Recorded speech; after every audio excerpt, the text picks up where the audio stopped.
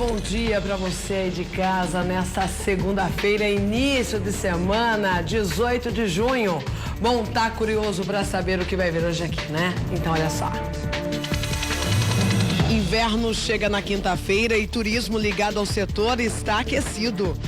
Continuam investigações sobre a morte da adolescente que estava desaparecida. Ex-miss e namorado dela são procurados por envolvimento em sequestro de empresário. Queda de helicóptero mata 2 pessoas em Minas Gerais. Crianças terão que ter CPF a partir do ano que vem. E ranking do saneamento básico apresenta dados alarmantes sobre alguns estados. O RF com você está apenas começando.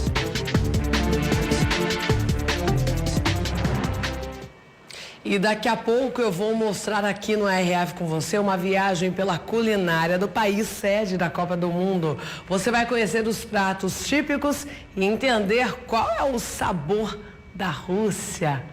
O Brasil estreou ontem com empate, não é mesmo? Bom, gente, como eu prometi na sexta-feira, não deu tempo de mostrar as participações, então vamos iniciar fazendo isso agora. Se você quer mandar a sua selfie, já prepara aí o celular, tira a selfie, tem que ser assistindo aqui o RF com você e me manda no WhatsApp, ok? Vamos lá, beijão para o Aparecido de Rondônia, super beijo para você, viu? O Jânio de Boninal, Bahia, beijão. A Fernanda aqui do interior de São Paulo, beijão, Fernanda. Edinaldo de Água Branca, beijão para você também. Cristóvão da Bahia, super beijo. Expedita da Bahia também, beijão. Audiência incrível na Bahia, hein? O Moisés de Grão Mogol, um mineiro participando do RF com você. Caroline, a pequena Caroline, sua linda, do Rio de Janeiro, interior do Rio de Janeiro. A Cláudia de Campinas, pertinho aqui, sede da Rede Família também, a cidade de Campinas, né? Temos estúdios lá. Conceição de Macabu, Rio de Janeiro. Essas são as primeiras participações, então faça sua selfie também. Me manda, viu? 1997-102-4854. E já que a gente vai falar sobre Copa do Mundo, eu quero saber o palpite para o próximo jogo contra a Costa Rica. E aí, Brasil vai levar a melhor dessa vez na sexta-feira? O jogo vai ser pela manhã, né? Então já pode mandar seu palpite também aqui no WhatsApp. Vou ler aqui ao vivo para todo mundo saber o seu palpite, a sua opinião. É melhor falar da culinária, então, da Rússia. Vamos mostrar os principais pratos lá, culinária russa, viu? Olha aí, que delícia. Você vai fazer uma viagem pelo país sede da Copa do Mundo. Vamos para a previsão do tempo. Pode colocar na tela. Em São Paulo, capital, nublado por lá, mínima de 15, máxima de 19 graus. No Rio de Janeiro, previsão de chuva, viu? Mínima de 19, máxima de 24 graus. E em Maceió, mínima de 23, mínima de 23, máxima de 27 graus. Sol entre nuvens. E já que o assunto é clima, o inverno só chega oficialmente na próxima quinta-feira. Mas o turismo ligado ao inverno já está aquecido. É o caso da Serra de Santa Catarina, olha só. Na Serra Catarinense, o amanhecer foi de temperaturas chegando próximas de 0 grau. A vegetação em São Joaquim ficou branquinha depois da geada. E é justamente esse clima de inverno que atrai os turistas. O Luiz e a Jéssica percorreram mais de 200 quilômetros em busca do frio. E todo ano a gente sobe a Serra Catarinense e sente parte da natureza do ambiente, né? Além do frio e da paisagem, a gastronomia e o turismo de lazer são atrativos a mais para os visitantes. Neste parque, é possível descer de tirolesa por cima dessa cascata com mais de 100 metros de altura. Aos 60 anos de idade, Dona Maria se aventurou no esporte radical. O pessoal da minha equipe disse, não vai. Eu disse, não, eu vou e fui. Recomenda? Recomendo porque é uma sensação muito legal, bem divertida. Na cidade de Urubici, o ponto mais alto da serra, a rede hoteleira teve 100% de ocupação neste fim de semana. Isso que o inverno ainda nem começou oficialmente. Nós temos recebido turistas de vários estados, muitos paranaenses, nossos irmãos do Rio Grande do Sul, São Paulo, Rio de Janeiro. Nós recebemos turistas aqui, inclusive do Amazonas, que foram e voltaram e indicaram para amigos que também frequentaram a pousada. Mudando de assunto, vamos falar sobre o caso Vitória. Após 8 dias de buscas, o corpo da jovem que estava desaparecida em Araçariguama foi encontrado. A suspeita da polícia é que mais uma pessoa participou do crime. O encerramento das buscas mudou o sentimento dos moradores de Araçariguama, cidade a 50 quilômetros de São Paulo. Assim que o corpo foi encontrado, a polícia localizou também os patins e o par de chinelos que Vitória carregava quando saiu de casa. São aproximadamente 4 quilômetros entre o ginásio, onde ela foi vista pela última vez, e este ponto na mata.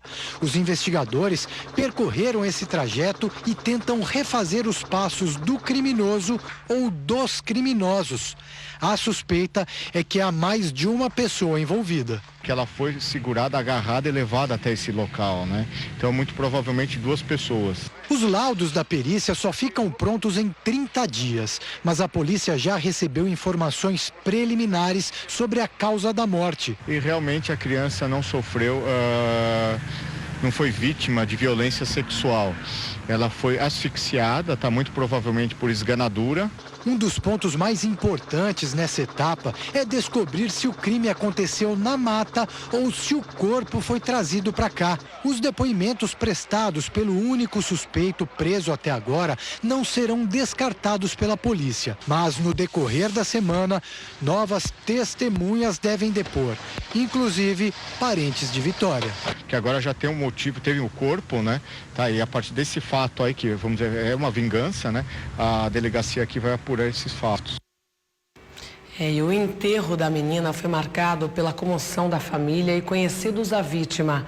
Uma multidão acompanhou a cerimônia. A pequena cidade de Araçariguama, no interior de São Paulo, parou para a despedida. No velório, mais de 1000 moradores. Que reflete a imagem do Senhor. Ela não merecia isso. Ela. Uma menina doce que nem ela não merecia dessa forma, não. O pai de Vitória ficou o tempo todo acompanhado. Abalado, preferiu não falar com a imprensa. Valdemiro é irmão dele. A família foi bem amparada, ele nunca foi tão amparado, tanto abraçado como foi. Mas, infelizmente, todo mundo torcendo, orando, as orações, todas as denominações, o povo buscando, a cidade em si empenhada, mas, infelizmente, teve esse desfecho aí. Karina dava aulas de dança à menina. Todo tipo de música. Ela gostava bastante de músicas agitadas, porque ela era bem agitadinha. Ela gostava. Sim, sempre dedicada. Durante o enterro, amigos cantaram as músicas que costumavam ensaiar no coral com Vitória. Olho para cima e entendo, os seus braços estão me envolvendo. O corpo de Vitória Gabriele foi encontrado na tarde de sábado, 8 dias depois do desaparecimento. Ele estava em uma mata na zona rural da cidade, a cerca de 4 quilômetros da região onde ela foi vista pela última vez. Quem o encontrou foi um morador.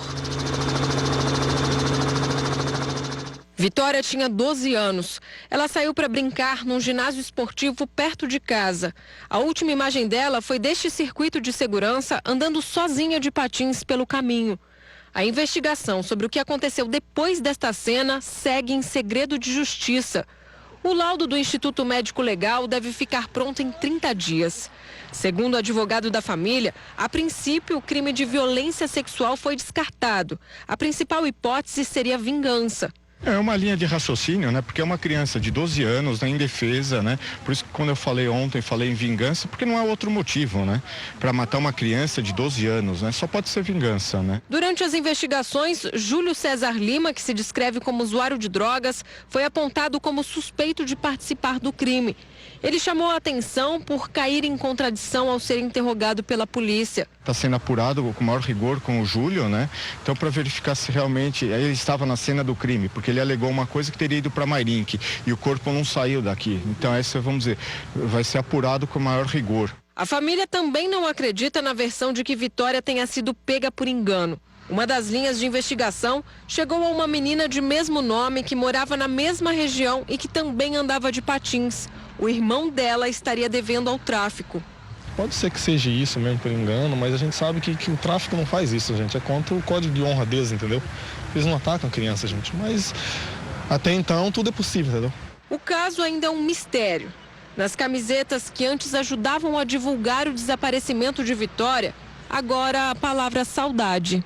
A gente quer, né, que descubra o porquê, o motivo dessa crueldade com uma criança, né? Afinal de contas, a Vitória era uma criança, saiu de casa para passear, para andar no patins, só isso, era só uma sexta-feira. Infelizmente ela não voltou. Alguém também saiu com a intenção de fazer mal.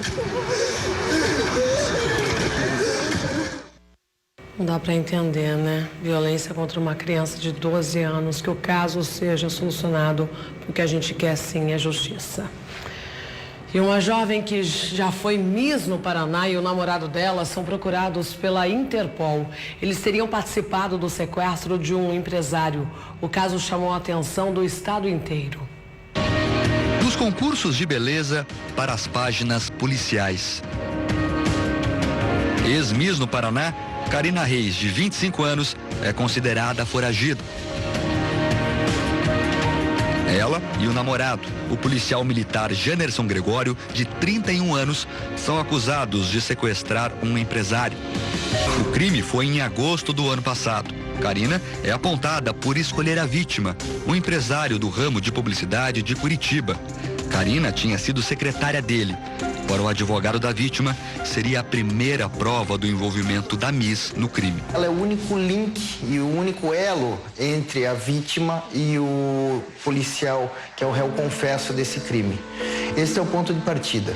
Além disso, o namorado confessou ter usado sistemas internos de informações da polícia para conseguir dados sobre o empresário. Aproveitando-se dessa condição, né, de policial militar, com acesso a alguns sistemas de informação, utilizá-los para, em vez de combater o crime, praticá-lo. Janerson e Karina namoravam há 5 meses. Karina trabalhou como secretária da vítima por 45 dias em 2014. Foi demitida. Depois tentou ser modelo. Em 2016 ganhou o concurso de Miss Pinhais, cidade da região metropolitana de Curitiba. Segundo a investigação, o casal e um vizinho de Janerson, chamado Vinícius, planejaram o sequestro. Esse empresário havia sido sondado, investigado pelo grupo. Haviam marcado algumas reuniões com ele que foram frustradas. Fizeram com que ele acreditasse que ele iria fechar um grande negócio, e isso foi o que o atraiu até a reunião que culminou com o sequestro dele. O empresário foi rendido ao chegar para a reunião no local combinado, como contou a vítima à promotoria. Ele já estava com uma outra arma na minha cara, falando: se você olhar para mim, eu vou atirar em você. Eu falei: cara, não vou olhar para você, eu não tenho interesse algum de olhar para você, eu só quero que você me deixe viver. A Record TV teve acesso exclusivo aos depoimentos dos envolvidos. Janerson descreve a ação. E eu fiquei com o carro esperando uma quadra e meia de distância, e o Vinícius abordou ele quando ele chegou.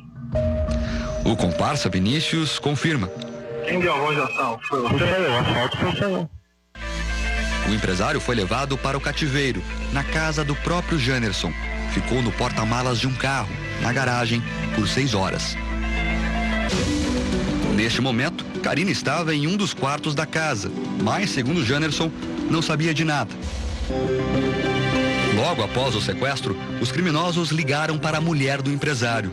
A polícia teve acesso às mensagens trocadas por eles no celular. Em uma delas, os acusados escreveram: "O melhor agora é você pensar bem, porque a vida dele está em suas mãos. Opere e terá ele de volta, e nós iremos voltar para o nosso estado." O pedido de resgate, R$200 mil. Os criminosos ainda ameaçaram: "Eu não quero ter que matar ele por sua culpa." A esposa avisou a polícia. O carro do empresário ficou estacionado próximo ao local do encontro. O veículo foi rastreado. os policiais ficaram de campana, até que Janerson, acompanhado de Karina, apareceu para tentar limpar possíveis digitais do veículo. Deixei ela ali e desci até o carro, convicto que tinha que limpar as digitais do veículo. Eu assumi o lado do motorista e eu desci a rua na direção que ele foi. O PM e a Miss foram presos em flagrante. Janerson isenta a namorada de participar do sequestro, mas, segundo a investigação, há outros indícios do envolvimento de Karina. Um bilhete escrito à mão pelo PM daria dicas de frases para o contato com a família. Ele escreveu: "Sei de tudo. Sua família foi pesquisada, estudada." E era um roteiro para que uma terceira pessoa, e nós temos certeza de que trata-se de Karina Reis, mandar as mensagens para a esposa da vítima. A fuga dos dois reforça ainda mais a participação de Karina. Essa postura da fuga orquestrada dos dois desmente de que Karina não teria qualquer participação nesse sequestro. Karina respondia ao processo em liberdade, usava a tornozeleira eletrônica. No último dia 2, um sábado, ela conseguiu se livrar do equipamento. As autoridades só foram avisadas da fuga na segunda-feira. 2 dias depois de Karina desaparecer, foi a vez de Janerson fugir do batalhão da Polícia Militar, onde estava preso há quase 9 meses. Janerson teria escapado no horário de visitas, saindo pelo portão principal do batalhão. Há suspeita de que Karina e o namorado tenham fugido para o Paraguai. Eles respondem pelos crimes de extorsão mediante sequestro e roubo, pena que pode chegar a 15 anos de prisão. Agora, com a fuga, se condenados, a pena deve aumentar ainda mais. E um novo método usado pelos bandidos para assaltar tem deixado os motoristas com medo. Se antes a preocupação era parar no semáforo, agora não tem mais jeito. Muitos estão se tornando vítimas, mesmo com o carro em movimento. Estes homens flagrados em uma avenida de São Bernardo do Campo, no ABC Paulista, surpreendem um carro em movimento de forma audaciosa. Um dos assaltantes aponta uma arma e obriga o motorista a parar. Assim que ele desce, é revistado pelo criminoso. Em seguida, os homens entram no carro. Silvio, o motorista, diz que por pouco não acelerou para cima dos assaltantes.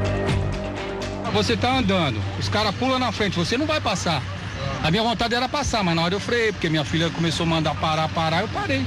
Osvaldo foi vítima de uma abordagem parecida no mesmo bairro e de dia, logo depois de sair de casa. De repente tinha um cara na nossa frente com a arma, vindo assim na direção, com a arma apontada assim.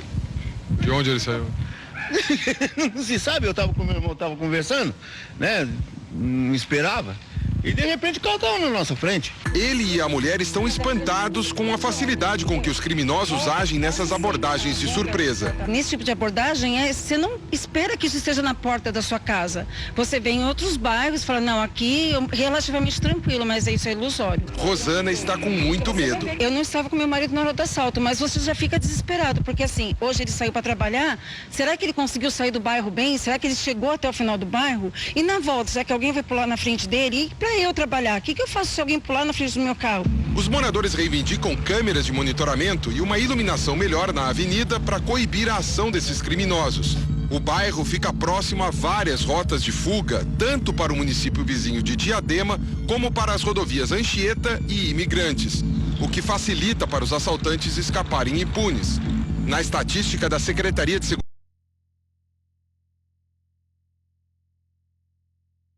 roubados e furtados nos 4 primeiros meses do ano no estado de São Paulo. Da forma como as quadrilhas têm agido no ABC Paulista, o receio de perder a vida é tão grande quanto de perder o carro. Preocupante, né? Porque você não sabe se o cara vai atirar ou não. A gente não tem essa índole de fazer uma maldade com um ser humano. Você tá vendo um ser humano ali. Depois que você percebe que é um bandido que tá com uma arma apontada pra tua cabeça. E se o cara atirar, pode ser que seja de brinquedo ou não, mas você não vai apostar pra ver. Tem muito o que fazer. Largar tudo e rezar pro cara ir com a tua cara e te deixar ir sozinho. Infelizmente, hoje em dia não tem mais o que ser feito, né? A gente sai de casa já correndo risco. Não tem o que fazer mais. A gente já sai preocupado e não sabe se vai voltar para casa, né? A realidade é essa, do Brasil hoje em dia, infelizmente é isso. Uma emboscada parecida foi registrada em São Paulo, na Zona Oeste, próximo à rodovia Raposo Tavares.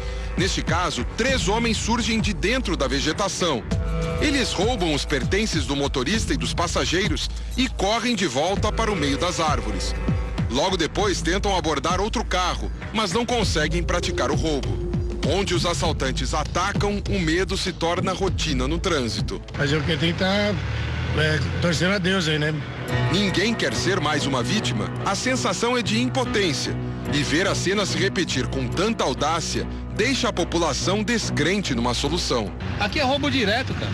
Eu já fui assaltado 3 vezes. Não tem mais sossego. Meu, aqui não tem, cara. Aqui é terrível. Não surpreende mais ninguém. É muita ousadia, senhora?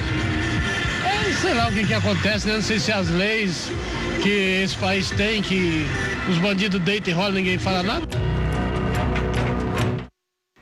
Saiu de casa, tá correndo risco, né? Inclusive até dentro de casa hoje em dia corremos risco. E um assaltante foi baleado após tentar assaltar uma mulher. É que uma policial viu toda a ação e decidiu agir. A imagem mostra o carro prata estacionando na rua. No sentido contrário, o veículo preto com os assaltantes passa em alta velocidade. Dá para ver que ele retorna e estaciona na frente. 2 homens armados descem e abordam as vítimas, que são obrigados a sair do veículo. Um terceiro carro prata para ao ver o assalto. Esse é o veículo de uma policial militar. Um dos bandidos consegue voltar para o carro onde está o comparsa. O outro agride a vítima que não queria entregar a bolsa. Ao tentar fugir, ele é baleado pela policial e cai. O carro preto foge com os 2 criminosos. A ação foi quase 8 horas da manhã, nesta rua da Zona Leste de São Paulo.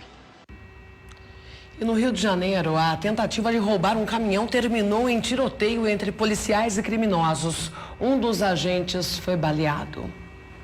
Um mini furgão roubado encosta do lado esquerdo da rua. A intenção dos bandidos é assaltar o caminhão de entrega. Dentro do carro preto, atrás do caminhão, um policial percebe a tentativa e troca tiros com os criminosos do furgão. O motorista do utilitário acelera o carro. Baleado, o sargento Marcelo Domingos salta pela janela para se proteger.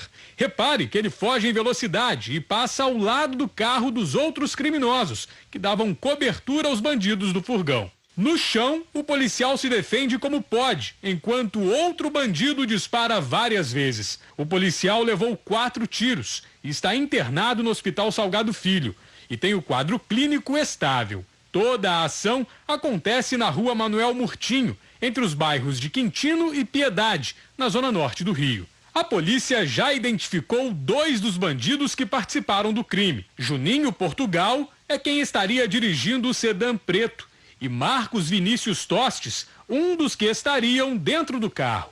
Eles também teriam envolvimento na morte da pesquisadora Fátima Graça Macedo, em outra tentativa de assalto em Cascadura. A queda de um helicóptero matou 2 pessoas em Minas Gerais, entre elas um empresário. Nessas imagens, os destroços do helicóptero ainda estão pegando fogo. Fotos tiradas por moradores também mostram a aeronave em chamas. A Dona Maria, que mora bem perto do local do acidente, estava assistindo televisão quando ouviu um barulho. E o barulho parecia que estava lá em casa, agarrou, tremeu o chão do banheiro. Segundo ela, o helicóptero estava voando muito baixo e já era possível ver as chamas. Falei, tomara que não caia em casa de ninguém, né? Fiquei olhando. Aí ele veio vindo, saindo fogo, sabe? Quando ele chegou ali em cima, ele bateu lá e acendeu que fogaréu, sabe? O helicóptero modelo A109S da fabricante Augusta pertencia a uma empresa do setor de logística e mineração e tinha capacidade para 7 pessoas. O helicóptero saiu de Nova Lima, na região metropolitana de Belo Horizonte, e seguia para o Aeroporto Internacional de Congonhas, em São Paulo. Além do piloto, Luiz Gustavo Soares, estava na aeronave o empresário Márcio Bissoli, dono de 18 empresas, entre elas um grupo de mineração e construções de condomínios de luxo. O último contato do piloto foi com a Torre de Controle de Espaço Aéreo de Brasília. Ele teria dito que a aeronave estava com problemas mecânicos. Logo após declarar a emergência, o piloto disse que a aeronave estava caindo e o helicóptero sumiu do radar. Imediatamente, a Torre de Brasília fez contato com os bombeiros da região. Quase 20 horas depois do acidente, ainda era possível ver focos de fumaça.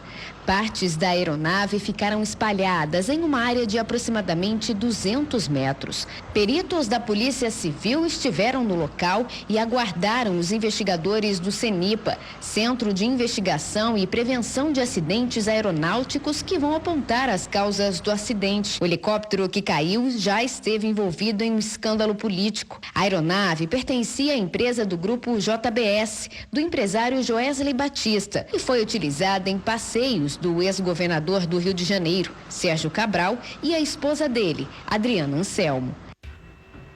E a dona de uma joalheria reagiu a uma tentativa de assalto. A polícia investiga se os suspeitos fazem parte de uma quadrilha em que a chefe do bando foi presa na semana passada. A loja fica dentro de um dos principais shoppings de Santa Cruz. E mesmo com a presença de seguranças, os bandidos não se intimidaram. A dona da loja, que não quer se identificar, disse que os assaltantes eram jovens e pareciam ser de classe média. Era uma menina de 16 anos e um rapaz de uns 21 anos. Eram dois garotos. Estavam nervosos, mas ele foi bem incisivo com a arma. Ele mostrou a arma para minha funcionária e perguntou se ela queria morrer. A funcionária conta que tinha acabado de atender um cliente quando foi abordada. O rapaz era quem comandava toda a ação. Ele queria um cofre. Aí eu falei, não tem cofre aqui. Aí ele então vamos pro estoque. Eu vi que não tinha para onde correr. A dona da joalheria disse que não é a primeira vez que é vítima de assalto. E mesmo com o bandido armado, decidiu reagir. Eu avancei em cima, eu reagi. Infelizmente, eu tenho essas reações assim. E saí correndo em cima deles e a minha funcionária correndo pelos corredores gritando que era assalto. Eles conseguiram fugir. Essas imagens foram gravadas de celular e mostram a loja logo depois da tentativa de assalto. A polícia foi chamada e agora analisa câmeras de segurança que possam identificar o casal. Segundo testemunhas, outras 3 pessoas davam cobertura à ação no corredor do shopping. Na última quinta-feira, Richelle Santos Dias Gomes, de 20 anos, foi presa. Ela suspeita de chefiar uma quadrilha especializada em roubos a joalherias e lojas de roupa. O bando agia em bairros da Zona Norte e Sul do Rio, além da região metropolitana. A criminosa era monitorada pela polícia há mais de um mês. E os preços dos combustíveis estão ainda mais caros depois da greve dos caminhoneiros e até o momento nenhum sinal de que vão diminuir, viu? Mas por que será que isso está acontecendo? Vamos ver agora. Seu Dircênio é taxista há 7 anos e diz que nunca viveu uma época tão difícil. A pior fase que eu tive está sendo essa agora.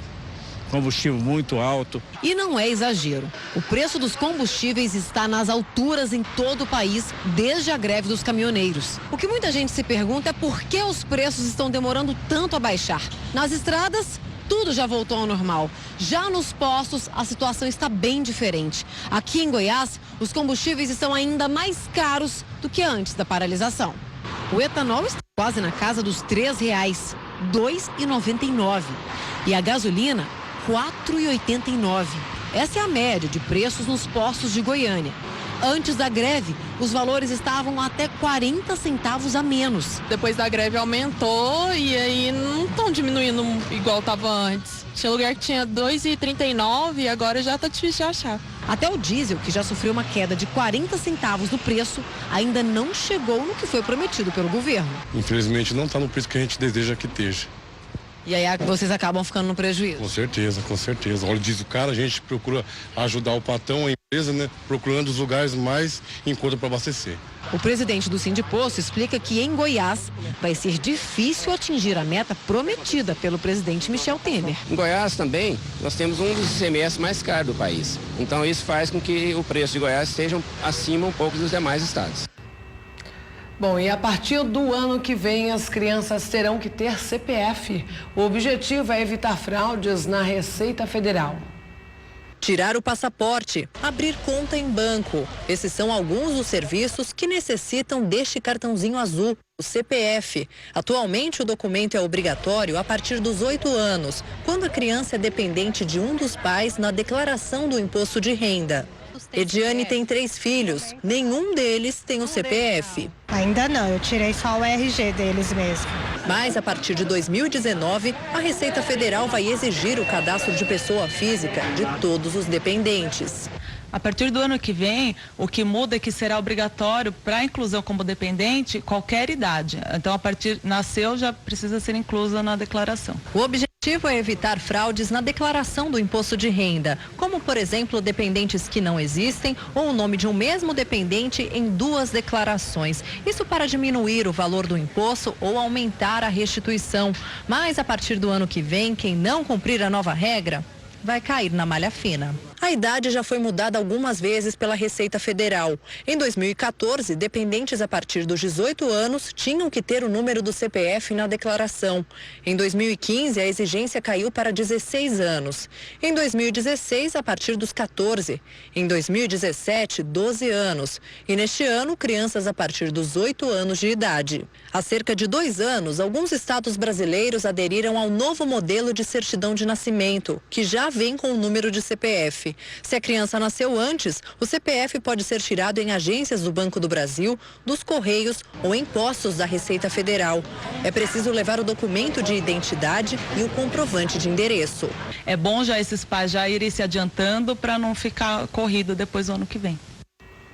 E olha, as regras para carimbos vão mudar lá no Mato Grosso do Sul. O objetivo é evitar fraudes envolvendo médicos. Este médico ortopedista teve o registro profissional impresso num carimbo, usado para produzir atestados por um falsificador.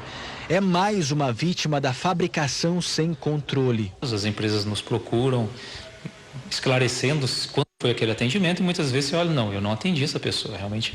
Por trás dos pedidos, há fabricantes que ficam à mercê dos clientes. Derceli está no ramo há 4 anos. Produz pelo menos 100 carimbos por semana. Ela recebe os pedidos assim, no balcão, sem nenhum controle. Confia na palavra do cliente. Tem que ser na confiança, porque não tem como eu saber se realmente ele que está me fazendo o pedido, ele é o médico ou ele é o empresário, não tem como. Para evitar fraudes, uma lei acaba de ser criada em Mato Grosso do Sul. O estado quer deixar a fabricação mais rígida. Os comércios que produzem carimbos deverão manter um livro de protocolo com o registro dos pedidos. Precisam a data da entrega, o número do registro profissional e também os dados de quem solicitou o serviço. Tudo para garantir a fiscalização do PROCON. Além dos profissionais que precisam usar carimbos no trabalho, a lei vai proteger os fabricantes. Cícero foi chamado à polícia para prestar esclarecimentos. No centro da confusão, um carimbo produzido na loja dele, que era falso. Nós fomos isentados de qualquer situação, mas se tivesse já essa proteção, né, se tivesse ele tendo que fazer o carimbo com uma autorização, né, seria muito mais fácil. Bom, e foi divulgado o ranking do saneamento básico no Brasil. Em vários estados, a situação ainda é bastante crítica. Na rua, nada de asfalto. O único caminho é por pontes improvisadas. Há muita sujeira. E o esgoto corre a céu aberto. Um tormento para seu Mariano. Minha filha, agora, uns 3 meses, ela passou um mês doente. O aposentado é morador da periferia de Belém, cidade que aparece entre as 5 piores do país em saneamento básico. O estudo da Associação Brasileira de Engenharia Sanitária e Ambiental mostra que o esgoto tratado é exclusividade de apenas 3% da população da capital paraense. A pesquisa foi feita em quase 2.000 cidades. Em mais de 80% delas, os moradores vivem assim, em condições precárias. São áreas sem abastecimento de água, coleta de lixo e nenhum tratamento de esgoto. Apenas 80 cidades, a maioria nas regiões sul e sudeste do país, foram aprovadas no estudo elaborado com base em dados do governo federal. Curitiba é a capital com o melhor desempenho. 100% dos moradores têm acesso a saneamento básico. Goiânia, Belo Horizonte, São Paulo e João Pessoa, no nordeste do país, também foram bem avaliadas. Para este especialista, as diferenças entre as cidades brasileiras têm explicação. Tem muita coisa que é feita, mas não é cuidada, aí fica sem manutenção a operação, acaba ou então para, e eles às vezes fazem coisas novas, mas o índice, a população cresce e você não consegue acompanhar essa evolução. Enquanto as melhorias não chegam, seu Ribamar sofre com as consequências da falta de estrutura do lugar onde mora. É muita poluição, é muita gente doente, tá feio isso aqui. E uma nova tecnologia pode evitar diversas doenças nos olhos. É um banco de dados desenvolvido na Universidade Federal de Goiás. Seu Wilson tem uma lesão degenerativa no olho direito. Esta mancha amarela em estágio avançado. Com a nova tecnologia, os médicos identificaram que uma ferida igual começa a se formar no outro olho. O que nós podemos fazer é tratar precocemente antes que o problema ocorra de uma forma terminal, que estaria nessa fase já intratável e sem nenhum recurso para ser utilizado. Apesar da surpresa com o diagnóstico no olho esquerdo, a notícia trouxe alívio para o aposentado. Ele conta que sempre fez exames, mas o problema só foi descoberto há pouco tempo, depois de perder grande parte da visão. Ninguém percebeu. Todos os exames que eu fazia, os médicos só mudavam o óculos, não detectou nada não. O sistema foi desenvolvido na Universidade Federal de Goiás. É o primeiro na área de oftalmologia no país, capaz de prever casos de glaucoma, catarata, câncer. O método usa inteligência artificial para fazer o diagnóstico precoce. O software tem mais de 100 mil casos armazenados.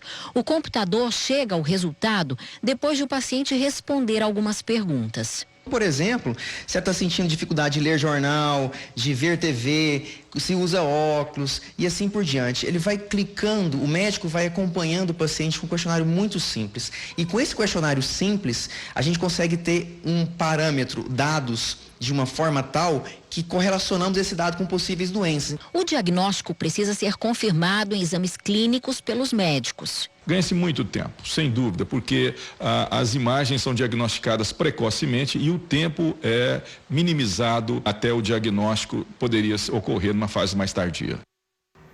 Daqui a pouco mais notícias aqui no RF com você. Se você mandou sua selfie, a sua foto do dia, fique esperto, fique ligadinho. Daqui a pouco, em alguns minutos, eu vou mostrar aqui a sua participação, viu?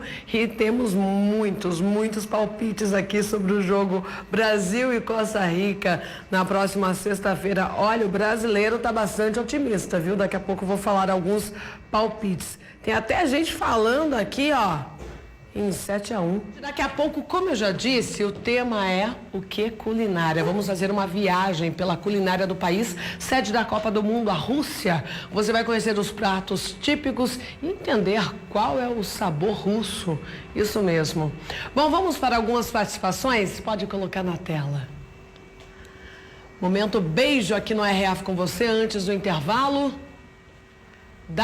Olha, enquanto isso, eu vou dando alguns palpites. Olha, já está aí, ó. Santina, super beijo de Formoso, Minas Gerais. Beijão pra você, viu? Devânio, de Ponto Chique, Minas Gerais também. Luiz Carlos, Paraná, Apucarana. Beijão. Ótima segunda pro Messias, Tocantins. A Cleusa, lá da Bahia. Beijão, Cleusa. Jedson, de Mauriti, Ceará. Super beijo.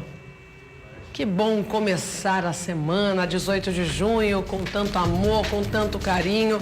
Daqui a pouco, então, vamos fazer uma viagem pela Rússia. Olha, tem muitas opiniões aqui, palpites, como eu já disse, né? Ana Célia, lá de Pernambuco, ela diz que está adorando o programa de hoje. Beijão pra você, que bom, viu? Bom, gente, olha, eu só vou dar alguns palpites. Uma pessoa disse aqui 7-1 para se vingar da Alemanha, né? Contra a Costa Rica na sexta-feira. Tem 3-1, 4-2, tudo pro Brasil, viu? Brasileiro é otimista. 5-0. E também temos um empate aqui, olha, falando que vai ser 2-2. Estamos ao vivo, claro, e vamos para a reportagem do dia. Vamos falar sobre Copa do Mundo, mas não vamos falar sobre o empate de ontem, viu? Podemos falar sobre o próximo jogo, né? Brasil versus Costa Rica. E olha, uma conterrânea minha aqui, gente, a Lívia, olha o palpite dela. Brasil 0, Costa Rica 1. Ah, Lívia, vamos torcer, vamos ser otimistas, vai. E ela está dizendo aqui, a opinião dela, acho desnecessário o país gastar tanto dinheiro em Copa do Mundo e o povo brasileiro sofrer em saúde digna, sem educação acadêmica, sem segurança pública. Essa é a opinião de muitas pessoas, realmente, né? Sofremos, o povo brasileiro realmente é sofredor, enquanto isso a gente torce, não é mesmo? Bom, então, enfim, vamos falar sobre a Copa do Mundo. O primeiro jogo do Brasil decepcionou, como eu já disse, muitos torcedores. A seleção não conseguiu nada além de um empate com a Suíça em uma partida marcada pela reclamação da arbitragem. E daqui a pouco a gente fala então sobre a culinária. Vamos ver essa matéria antes. Durante todo o domingo, o clima de Copa tomou conta de Moscou. Em meio à multidão de torcedores estrangeiros, uma família da Sibéria, pronta para apoiar o Brasil. Aprendi a amar a seleção desde pequeno, diz David. O jogo da seleção também agitou esse restaurante em Moscou. A casa é o ponto de encontro dos brasileiros que vivem na Rússia e os russos apaixonados pelo Brasil. E olha só o tamanho da festa. Estamos torcendo para a seleção e só energia. O Hexa é nosso. No esquenta para o jogo ainda teve roda de samba e de capoeira. Mais um lance polêmico. Gabriel Jesus girou e foi ao chão. O juiz não viu o pênalti. Estreia desde a Copa de 78. O Brasil volta a campo na próxima sexta-feira contra a Costa Rica em São Petersburgo. Bom, e em clima de Copa do Mundo, nós vamos mergulhar na culinária russa para descobrir quais são as principais receitas e pratos típicos do país. Será que são gostosos, hein? Tô curiosa, vamos ver então. Uma culinária variada e saborosa. Os russos gostam muito de mesa cheia. A refeição é um lugar onde a família se reúne. É uma hora onde todo mundo senta junto para comer junto. A refeição principal, a mais bem servida, assim, é o café da manhã. Porque o almoço geralmente é 2 da tarde. Entre o almoço e o jantar tem um lanche. E depois o jantar é geralmente de 7 ou 8 horas e é parecido com o que a gente come. A Rússia é o maior país em extensão territorial do mundo. São mais de 17 milhões de quilômetros quadrados. Cada região tem características próprias. É um país muito rural e é um país que tem uma grande diversidade de alimentos. Carne, peixe, frango, muitos legumes, verduras, só que tende um pouco mais para o agridoce e tende um pouquinho para o azedo, porque eles gostam bastante de conservas. Quando a gente pensa na Rússia, vem logo a ideia de frio, né? E não é só na Sibéria que faz frio, não, o país inteiro. Por isso a comida russa é assim mais forte, mais calórica. Por exemplo, tem um prato aqui, ó, que é o pelmeni. É uma massa com recheio de carne, às vezes vários tipos de carne. Parece mais assim um prato para o almoço, para o jantar, né? Mas não.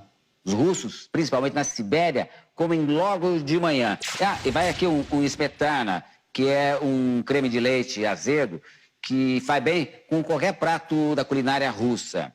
Esse aqui é o borscht, não se preocupe com o nome não, é facinho aqui. É uma sopa de beterraba com vários tipos de legumes. Olha, bem quentinho, aquece também a gente, viu? E agora que a bola já está rolando, não se fala em outra coisa. Nesta feira de imigrantes, o maior sucesso é a barraquinha da Rússia. Os brasileiros estão indo lá para aprender a comer tudo que é russo, não é? Então é maravilhoso isso. O difícil é aprender os nomes. Perestroika? Como que é? Perestroika. Esse aí. Ele tem uma carne que é bem diferente, que a gente não está muito acostumado a comer, sabe? Recomendo. Este prato, por exemplo, é o varenik. Esse descendente de russos explica. Isso é prato típico feito com batata cozida. Isso na Rússia fazem com diversos recheios de repolho azedo, morango. Repolho azedo? Morango? E fica bom isso? Primeira vez, não conhecia. Nem tinha ouvido falar, pra ser sincero. Mas tô adorando, muito boa a comida. Tá bem gostosa, bem saborosa, bem temperada. Para acompanhar, uma dose de vodka, é claro. Tem jeito certo de tomar, viu? Esse aqui é uma vodka Zubrovka, uma vodka típica russa, e eu sirvo nessa bonequinha aqui. O nome dessa bonequinha é Matryoshka. Como que nós tomamos vodka Zubrovka? Nós soltamos ar, pegamos vodka na Zdarovie, tomamos ela toda, engolimos, puxamos ar pelo nariz e soltamos ela. Quer experimentar? Eu não posso. Deixe para o pessoal que está se divertindo aí na feira. Brasil! Rússia! Maravilha! O seu Ângelo aprovou, mas manda o recado. Vocês que estão na Rússia, não bebam muita vodka, senão não vão aguentar a Copa inteira, hein?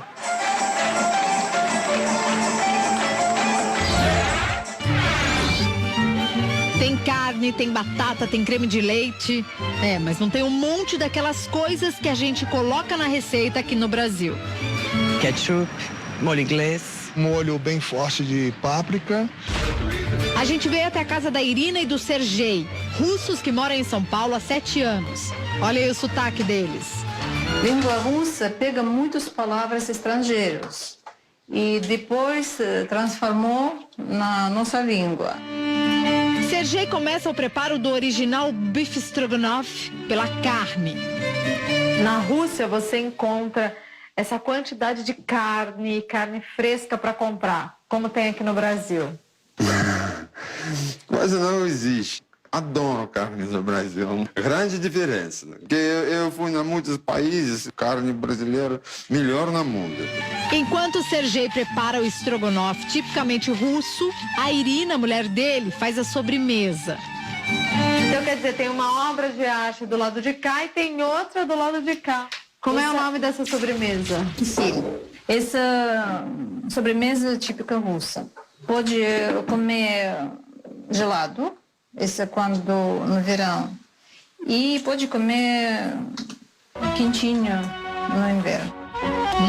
Promete, hein? Mas e como anda o prato principal?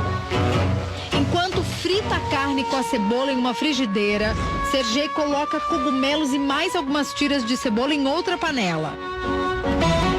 E olha que interessante, ele põe farinha de trigo na carne. E atenção, nada de batata palha, hein? O prato original é com purê. Tá prontinho, então é hora de provar.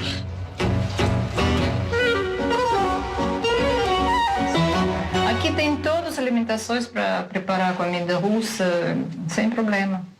Tudo bem, se bater a saudade da família, é só fazer uma ligação de vídeo também. Sim? Mas em época de Copa na Rússia, como será que fica o coração desses dois? Por quem será que o Sergei e a Irina vão torcer? Pra Brasil. Brasil? Pra Brasil. Só pra Brasil.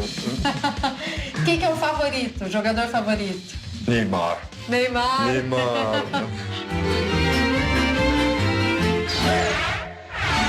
Русская душа.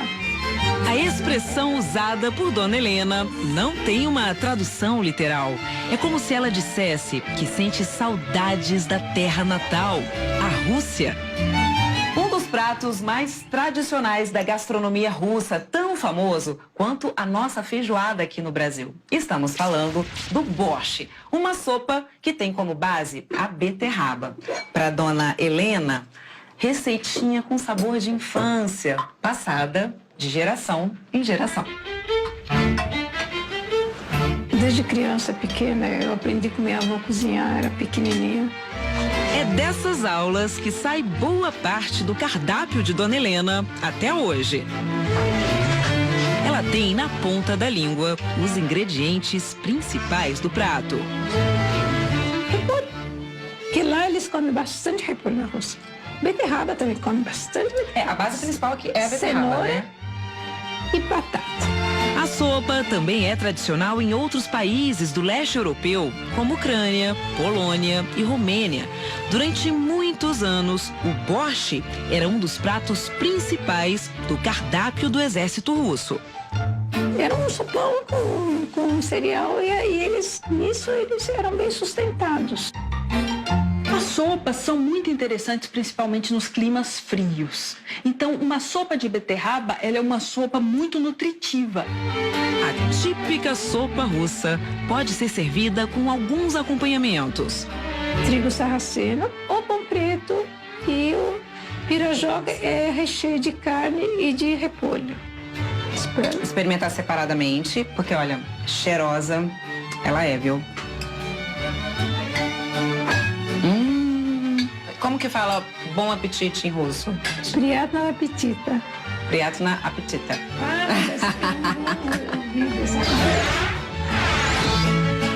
Na França, eles são os crepes. Na Escócia, bannock. Aqui no Brasil, são as nossas famosas panquecas. No país da Copa, ele é o blini. É uma espécie de panqueca, mas é tipicamente russa. Tipicamente russa, são panquecas pequenas, assim. Tem uma variação que usa batata também ralada na massa, mas essa é a mais tradicional. Esse prato existe há mais de 1000 anos. A receita surgiu por um acaso. Um viajante faminto deixou aquecer demais uma geleia de aveia que preparava. Como o lado da mistura já estava frito, ele virou a massa e aí surgiu o primeiro blini. Ao longo do tempo, várias coberturas foram colocadas sobre a massa. Cogumelos, peixes, geleia e o mais famoso de todos, o caviar. Vou fazer aqui 3 salgadinhos. Como se faz tradicionalmente com caviar, tipo um pouquinho do sour cream. É um creme de nata azeda. A especialista lembra. Normalmente ela é feita de alimentos que contêm glúten. Então, pessoas que têm alguma restrição a glúten, centeio, cevada, trigo, devem evitar o consumo. Vamos ver? Vamos lá. Deliciosa essa massa. Super fofinha, airada. Olha, fiquei com vontade da sopa de beterraba. Eu passaria bem lá na Rússia, viu? Amo panqueca, estrogonofe, um dos meus pratos também preferidos. Eu não sabia que era tradicional lá da Rússia o estrogonofe. Bom, gente, daqui a pouco a gente vai ver a segunda parte dessa matéria aí. Incrível, né? Você pode continuar mandando a sua selfie para o WhatsApp 19971024854 e o seu palpite também para o jogo Brasil e Costa Rica, que acontece na próxima sexta-feira. Já recebi aqui vários palpites. O Mário Saraiva, lá da Paraíba, 3-2 para o Brasil. Força, Brasil! Vivo nesta segunda-feira, 18 de junho, 12h35. Antes de falar aí sobre a culinária russa, olha, um beijão e parabéns para o Rodrigo, ele que completa mais um ano de vida. Ele é de Montemor, interior de São Paulo. Rodrigo, você faz aniversário na mesma data do meu pai, Walter. Um beijão pro meu pai que está assistindo também. Amo você, viu? E ele dá o palpite para o jogo 3-1 para o Brasil. E palpita também quem vai fazer o gol, hein? Neymar 1, Gabriel Jesus outro e Felipe Coutinho. Está otimista você, hein, aniversariante Rodrigo Pereira? Que bom. Bom, vamos então para a segunda parte da reportagem sobre os pratos típicos da Rússia. No primeiro bloco vocês viram, né? Eu não sabia, o estrogonofe, gente, é um prato típico aí do país sede da Copa do Mundo. Lá tem uma sopa de beterraba também, olha que me deu água na boca, e panqueca também, um prato super típico lá do país. Vamos ver a segunda parte dessa matéria. O caviar é o acompanhamento perfeito para a blinis. Na Rússia, é consumido em momentos especiais. E você, sabe o que é caviar? O caviar é a ova de um peixe, chama esturjão. Existem 2 formas de extração. Você pode matar o peixe e retirar as ovas, o que você perde o peixe, que ele pode dar ovo de novo, ou então você simplesmente faz uma incisão, retira as ovas, depois fecha. O que não é muito bem visto por quem consome caviar, porque depois você precisa dar antibiótico para o peixe para cicatrizar bem. É um alimento rico em proteínas, ômega 3, vitamina B e sais minerais. No mundo da gastronomia, o caviar é considerado uma iguaria. Quem provou diz que o sabor é inigualável. Bom, se você nunca viu, não comeu e só ouve falar, a gente vai trazer a resposta agora. Se o caviar é mesmo bom, né, chefe? Os russos têm razão em gostar tanto de caviar? Sim, eles têm razão, porque é o alimento, é a comida mais sofisticada e que te propicia a sensação mais diferente de todas as que você pode ter provado na sua vida. O problema é que o esturjão é um peixe raro. Ele é encontrado apenas em águas muito frias. Cada vez tem menos, cada vez tem mais de criatório, o que realmente dificulta um pouco, porque são peixes menores, né, que não estão sendo criados livremente, então é outro sabor. Existem 3 tipos de esturjão. Cada um deles produz um tipo de caviar. O beluga é o peixe mais caro de todos. O quilo das ovas chega a custar R$40 mil. Ou seja, praticamente impossível qualquer um conseguir comer o caviar, né? Mas e aí, hein? Será que o valor vale mesmo o sabor? Não tenho dúvida que é muito mais glamour do que sabor. E isso, para mim, vai muito aliado à questão da textura, o sabor muito forte, e a gente não está acostumado, como brasileiro, a consumir esse tipo de produto, com certeza. Bom, para popularizar o alimento, a indústria passou a comercializar ovas de outros peixes como o salmão e a tainha. Só que atenção, isso não é caviar de verdade. Se eu achava que já tinha provado o caviar, é mentira, porque é uma imitação do caviar. É verdade. É uma imitação do caviar. É bom também. É muito bom. E é bem caro. Inclusive, por exemplo, a ova do salmão, você vai comprar 100 gramas de ova de salmão, vale muito mais do que 1 quilo do peixe, né? Só que para quem pode investir, olha só, tem até jeito certo para comer o caviar. Você nunca morde o caviar, é proibido morder o caviar. É um pouquinho só e para dar aquela sensação de estourar na boca. A gente está indo mais atrás da arte, da sensação e de um sabor que você nunca provou, não prova no dia a dia. Como é consumido assim in natura, estraga super rápido. Uma vez aberto o pote de caviar, tem que usar tudo. Tem que usar todo o caviar. Não dá para guardar o caviar, tampa de novo e guardar na geladeira. Então não é se uma faz vez isso. na vida comprar um potinho de caviar. Isso.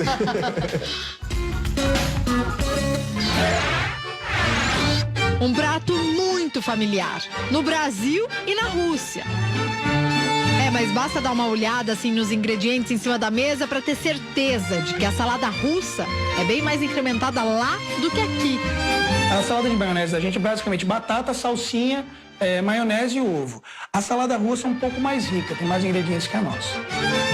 A receita da dona Ekaterina, que nasceu na Rússia e veio aos 10 anos para o Brasil, leva beterraba, tomate, feijão branco, ervilha, legumes em conserva, pepino cru, maçã e cogumelos.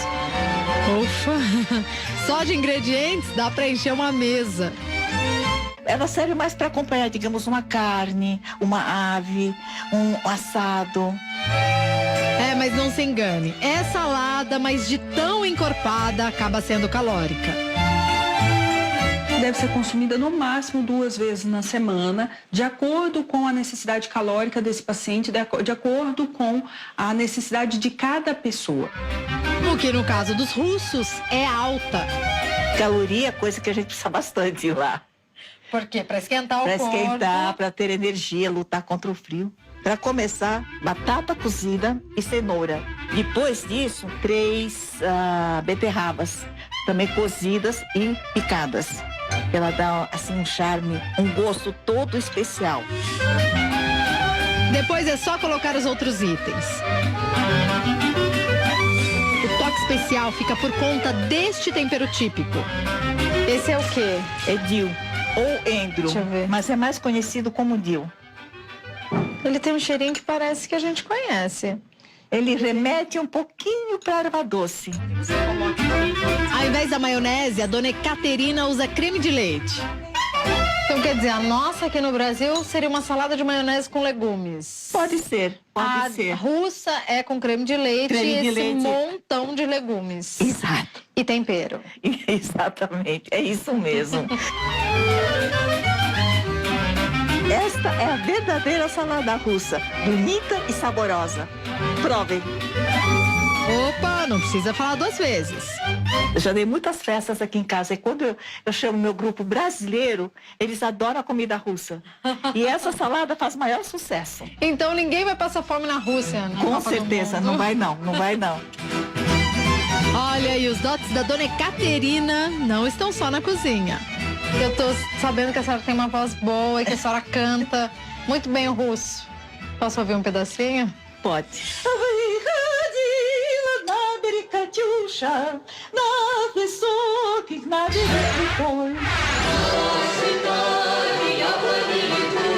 Helena, Vitor e Maurício. Eles fazem parte do grupo Volga, que tem o objetivo de manter aqui no Brasil a cultura e a tradição do país da Copa. E é claro que em todo encontro da comunidade russa, comida boa é o que não falta. Irina Ignatenko, que é culinarista, caprichou na mesa. Vou começar a falar pela entrada, com pepino curtido. Como vocês podem perceber, os pepinos são menorzinhos, nós fazemos, e sempre está na mesa dos russos. Para o prato principal, a escolha foi o pelmeni. Esse é prato feito de uma massa caseira, recheado com carne. Entre a apresentação de um prato e outro, você acha que a música parou? Que nada. Desta vez a balalaica e o acordeon tocaram em ritmo russo, mas a cantoria foi em português.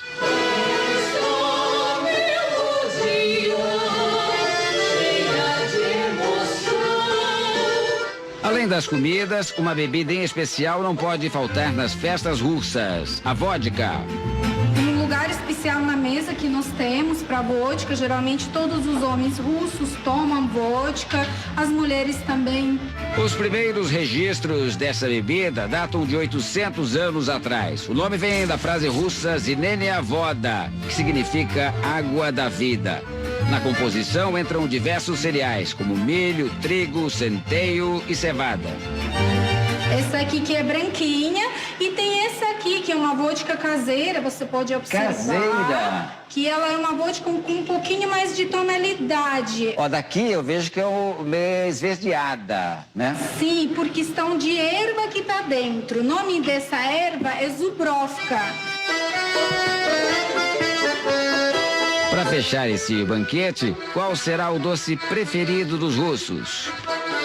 Esse bolo, o nome dele é Medovik, é um bolo feito de mel, a base dele vai mel, vai nozes. Irina, eu proponho o seguinte, para achar o bolo aqui que eu vou tomar conta, aqui, tá bom? por Eu tomo conta do bolo, enquanto a gente vai ouvir a música tradicional russa, tá bom? Vamos ouvir. Obrigado, vamos lá. Valeu. Eba.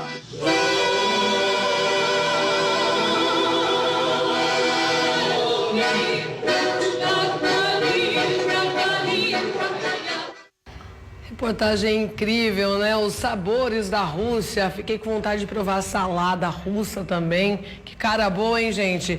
E me perguntaram aqui, Marielle, você já comeu caviar? Gente, eu nunca comi, já ouvi falar, mas nunca comi. Se alguém me der aquele potinho lá, pode ter certeza. Eu vendo pela metade do preço, viu? 20 mil reais já está de bom tamanho, né? Mais palpites aqui, o Fabiano Bento, da cidade de Itapeva, interior de São Paulo, está com a avó N assistindo. Super beijo para vocês. Mandou o palpite aqui, ó, 3-0 para o Brasil. Tô vendo que aqui, ó, os telespectadores do RF com você, a maioria está otimista com o próximo jogo do Brasil, viu, gente? E voltando a falar em comida, um grupo de chefes brasileiros vai para a Rússia divulgar a nossa culinária. Olha só como vai funcionar. Foram escalados 3 chefes de cozinha reconhecidos, cada um de uma região, norte, nordeste e sul. Eles vão fazer pratos típicos do Brasil. A experiência gastronômica será realizada em Moscou durante todo o Mundial. O chefe do Sul, eu chamei o Alisson Miller, que é um chefe de Florianópolis, que faz um trabalho lindíssimo de pesquisa dos ingredientes locais e tal. E ele vai fazer um churrasco representando o sul do país. Do norte, a gente chamou o Felipe Schedler, que é um chefe que faz um trabalho lindíssimo em Manaus, com a pesquisa dos cogumelos Yanomami, dos ingredientes locais, das frutas. Então, a gente está tentando levar realmente uma coisa muito de raiz. Uma experiência diferente para o chefe alagoano. Ele pretende levar poucos ingredientes daqui. Guga acredita que vai encontrar na Rússia tudo o que precisa para fazer uma boa muqueca. Eu escolhi a muqueca por ser um prato onde os ingredientes podem ser encontrados mais facilmente, né? Peixe, camarão, a gente encontra basicamente no mundo todo. E daqui eu vou levar só o dendê e a farofa, a farinha, para fazer a farofa, que farinha de mandioca é muito difícil encontrar. Mas eu acho que a muqueca representa muito bem o Nordeste. Agora, gente, um bom exemplo que vem lá do Distrito Federal. Você vai ver como um viveiro de plantas pode mudar até o clima da capital. Os voluntários se revezam. Eles amam estar aqui, não param um segundo. Bianca tem 7 anos, é apaixonada pelas plantas. Apesar da pouca idade, sabe que o pequeno gesto pode mudar muita coisa. A gente mexe na terra, a gente planta, aí a gente dá vida ao país. O viveiro começou em 2015 produzindo 5 mil mudas por ano. Hoje essa produção aumentou para 55 mil. Aqui dentro tem mais de 60 espécies típicas do Cerrado, ipê amarelo, ipê roxo, e o que chama a atenção é que boa parte da produção daqui de dentro vai para o reflorestamento, tanto no Distrito Federal como em outros locais.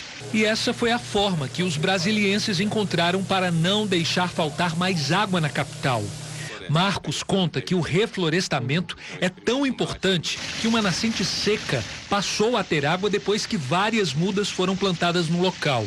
E nós fizemos um primeiro reflorestamento lá ainda em 2015, depois em 2016 reforçamos e esse ano as águas voltaram. Depois de 1 ano e 5 meses, chegou ao fim o racionamento de água no Distrito Federal. O governo determinou o fim do rodízio do abastecimento nos bairros. Apesar de os reservatórios estarem abastecidos, para enfrentar a seca dos próximos meses, a ordem é proteger as nascentes. No Distrito Federal já são 20 viveiros como este. O que a gente precisa é simples: proteger os aquíferos, as áreas de recarga, os lençóis, as nascentes. São inúmeras, são incontáveis, dentro da cidade inclusive. Se você mandou sua foto, ó, fique de olho, fique atento, você vai aparecer agora aqui para todo o Brasil. Vamos lá para as participações do dia, para começarmos bem a semana, né? Wesley, Cipó Bahia, super beijo para você. Natanael, lá do Maranhão, beijão da Tia Má, Natanael. Osandir, lá do Piauí, super abraço para você, ótima semana, viu? O Elias, um mineiro participando aqui do RF com você, beijão também.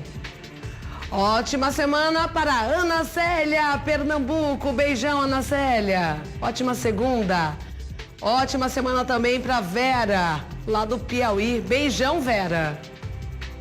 O Evandro de Pernambuco, olha, já está com a camisa aí da seleção para torcer para a próxima sexta-feira contra a Costa Rica, hein, Evandro? Estamos otimistas também. O Mário, lá da Paraíba, beijão, Mário. O Rodrigo de Montemor, aniversário do Rodrigo, parabéns, viu? Felicidades. Bom, e assim encerro mais uma edição do RF com você. Uma semana iluminada de muita paz e amor, viu? Para todos nós. Que assim seja, né? Super beijo e até amanhã, se Deus quiser.